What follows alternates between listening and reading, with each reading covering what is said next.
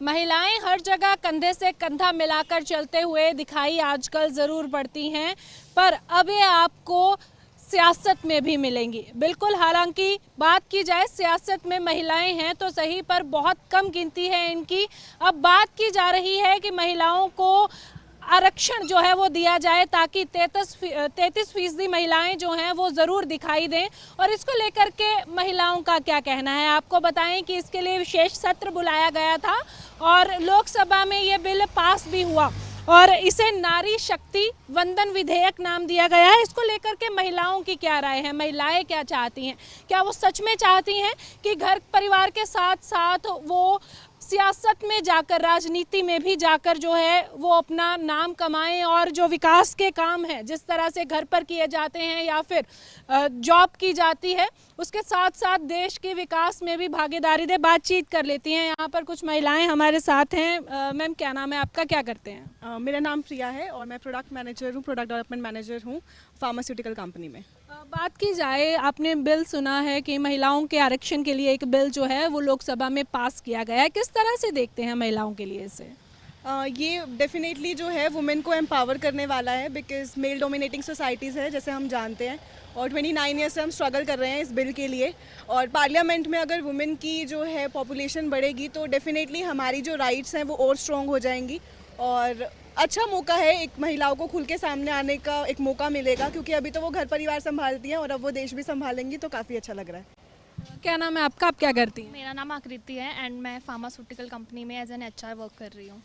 आपको क्या लगता है कि आरक्षण जो है वो महिलाओं के लिए रखा जा रहा है, कहा जा रहा है कि इससे महिलाओं को फ़ायदा होगा, क्या आपको ऐसा लगता है? मैम, मुझे लगता है कि इसका ज़रूर फ़ायदा होगा। हम एक मेल डोमिनेंट सोसाइटी में रहते हैं जहाँ पे हम बात तो वुमेन एम्पावरमेंट की बहुत बड़ी बड़ी करते हैं, लेकिन जब राइट्स देने की बात आती है तो वो चीज़ें कहीं ना कहीं सहमी हुई सी रहती हैं। तो इससे क्या होगा कि वुमेन एम्पावर होंगी, उनका कॉन्फिडेंस बूस्ट होगा कि वो घर भी संभालेंगी और साथ में हमारे संसद में भी, और आगे जाके अच्छे लीडर्स भी निकल आ सकते हैं। तो मेरी ये धारणा है इसके रिगार्डिंग। जैसे कंपल्शन अब हो जाएगी, अगर ये बिल जो है आगे पास हो जाते हैं, फिर इच्छुक होंगे पॉलिटिक्स में जाने की? मुझे अपॉर्चुनिटी मिलेगी तो मैं ज़रूर चाहूँगी कि मैं जाऊँ, और माइट भी कि मैं किसी हायर पोजीशन पे अपनी कंट्री को रिप्रेजेंट करूँ, तो मैं ज़रूर जाना चाहूँगी। बिल्कुल, देखिए महिलाओं की राय है, महिलाओं की राय जो है आगे भी लेंगे। मार्केट में हम लोग घूम रहे हैं तो उम्मीद करूंगी कि यहाँ पर जो फीमेल्स हैं वो हमें और भी मिलेंगी और उनसे भी बातचीत कर लेंगे। वहीं अगर मैं आपको इसके बारे में बताऊं तो ये जो प्रोसीजर था इस आरक्षण बिल का पिछले काफ़ी समय से चल रहा था, पर किसी न किसी बीच में अड़ंगे के कारण इसे रोक दिया जाता था। कभी विपक्ष मना कर देता था, कभी कोई मना कर देता था, तो इसको लेकर के काफ़ी समय से ये पेंडिंग चला आ रहा था।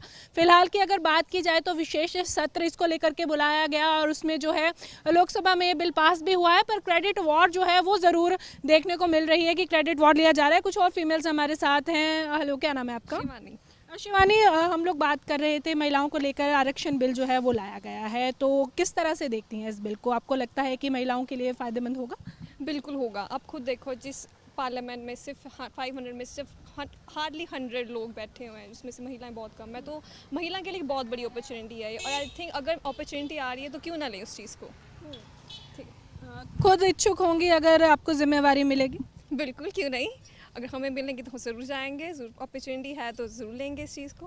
तो महिलाएं जो हैं वो ज़रूर चाहती हैं कि आगे जाएं। आप कैसा देखती हैं, कुछ इसके बारे में कहना चाहेंगी, कोई टिप्पणी? हमारे लिए काफ़ी ज़्यादा अपॉर्चुनिटी है ये, हमें ये ग्रैब करनी चाहिए। और मतलब काफ़ी ज़्यादा हमें अगर वुमेन इस चीज़ में आ गई तो मतलब वो हर चीज़ को ना अपने तरीके से ब्यूटीफुली वो अच्छे से रिप्रेजेंट करेगी, इंडिया को भी काफ़ी अच्छे से रिप्रेजेंट करेगी। Thank you. तो रिप्रेजेंटेशन की बात जो है, एक और जो चीज़ है आप नोट कीजिए कि बहुत ज़्यादा कॉन्फिडेंस जो है वो महिलाओं के पास हम देख पा रहे हैं। यहाँ पर बैठी हैं कुछ, शायद मार्केट से निकल रही होंगी, एक बार इनसे भी बातचीत कर लेते हैं। मैम, क्या नाम है आपका? भारती दीवान। भारती, हाल ही में आरक्षण बिल जो है महिलाओं को लेकर कहा जा रहा है कि 33% जो है वो राजनीति में सक्रिय होने के लिए रखा जाएगा, तो किस तरह से देखती हैं इसको? वैसे तो वुमेन हर जगह पे आगे जा रही है, हर फील्ड में, लेकिन इस फील्ड में थोड़ी कम थी, तो गवर्नमेंट ने बहुत ज़्यादा अच्छा एक्शन लिया है मेरे ख्याल से। इससे वुमेन इस वाली फील्ड में भी बहुत अच्छा काम करेगी। इसमें रिजर्वेशन की बात तो की जा रही है, पर आपको नहीं लगता कि जो स्पेशल कैटेगरीज हैं, ओबीसी है, एससी है, तो उसके लिए भी जो है वो परसेंटेज निर्धारित कर दी जानी चाहिए थी? मेरे ख्याल से कास्टिज़म के बेस पे नहीं होना चाहिए। हमारा देश बहुत आगे बढ़ रहा है, तो ये कास्टिज़म मैटर नहीं करनी चाहिए। आपका क्या नाम है? प्रियंका मैम।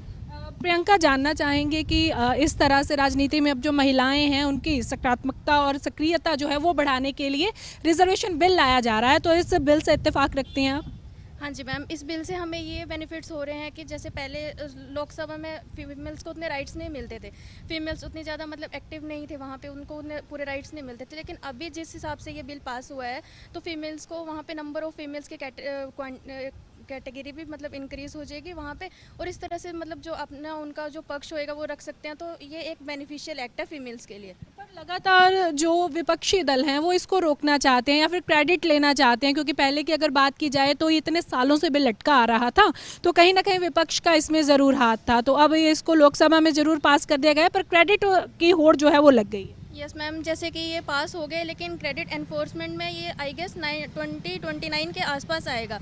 लेकिन कोई भी बिल जो है मैम अगर पास हो गया तो वो अभी हमें इतना क्लैरिफाई है कि वो एक न एक दिन मतलब पास आ जाएगा हमारी उसमें। महिलाओं के लिए अच्छा बिल है। यस मैम, बहुत अच्छा है।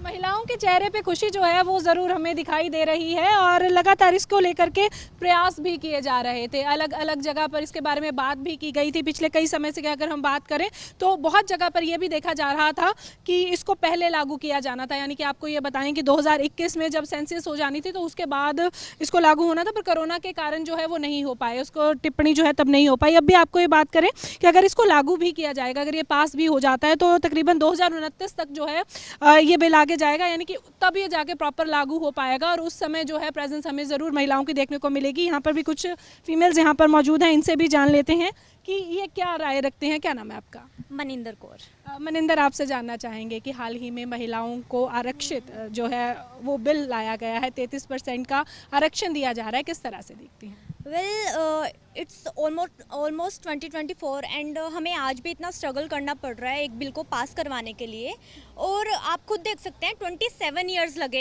एक बिल को पास करवाने के लिए, और ऐसे बहुत से बिल होंगे जिनके बारे में हमें कोई नॉलेज नहीं है और वो ऐसे ही फंसे होंगे।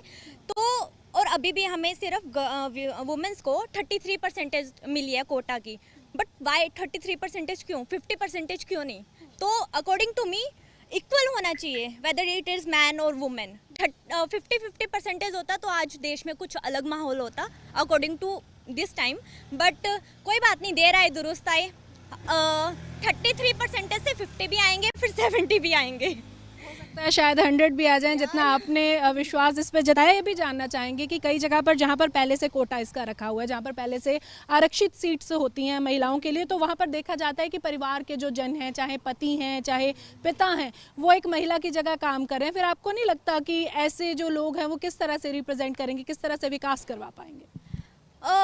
मुझे लगता है कि जैसे हम देख सकते हैं कि अभी भी आज के टाइम पे भी जितने भी विलेज एरियाज़ हैं, जितने भी अर्बन एरियाज़ हैं, वहाँ पे अगर कोई फीमेल सरपंच बन रही है या फिर वो किसी हाई अथॉरिटी पे है, तो फिर भी उसको इतनी प्रायोरिटी नहीं मिलती है।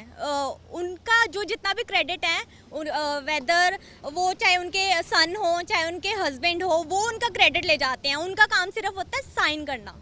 तो मुझे लगता है कि टाइम को चेंज करना पड़ेगा, मुझे ही नहीं, सारी वुमेन्स को इकट्ठे होके खुद के लिए स्टैंड लेना पड़ेगा, और तभी देश का विकास होगा। बिल्कुल। आपका क्या नाम है? मेरा नाम रमा है। सेम आपसे भी जानना चाहूँगी, महिलाओं को आरक्षण दिया जा रहा है अब 33% का, कैसे देखते हैं?